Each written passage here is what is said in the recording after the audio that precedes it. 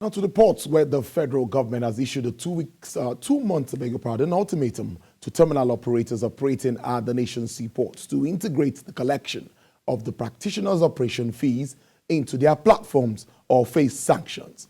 The directive was given after a strategic ministerial meeting with stakeholders on the enforcement of practitioners' operating fees in Lagos. Ifunaya Eze reports. In February 2021, the Council for the Regulation of Freight Forwarding in Nigeria kick-started the collection of the practitioners' operating fee at ports. The Council says that the implementation of the policy is being frustrated by refusal of some terminal operators to enforce the directive. At this meeting convened by the Council, the Federal Ministry of Transportation is seeking to know why many of the terminal operators have failed to comply in spite of the Memorandum of Understanding they entered with the Council to drive the implementation of the POF collection.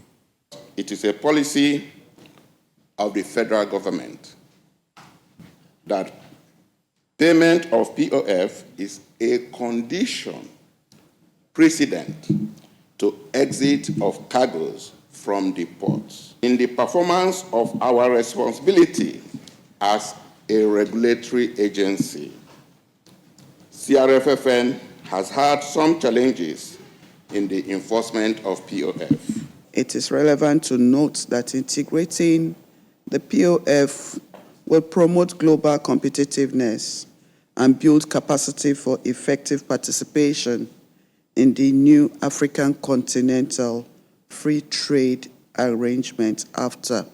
In his resolution, the Federal Ministry of Transportation threatened sanctions against defaulting terminals that fail to integrate their systems in line with stated guidelines within 2 months. After 2 months, if it is not complied with, we will now begin to look at the sanctions. You can't come to a country and choose the processes of engagement. You have rules in every country on how businesses should run, and they have to comply with that. We don't have any exemption for anybody.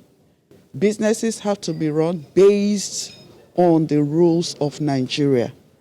The Federal Ministry of Transportation says it will put in place sufficient guidelines to ensure that funds realized from the POF is devoted to professionalization and capacity building of the practitioners. Ifunanya Eze, TVC News, Lagos.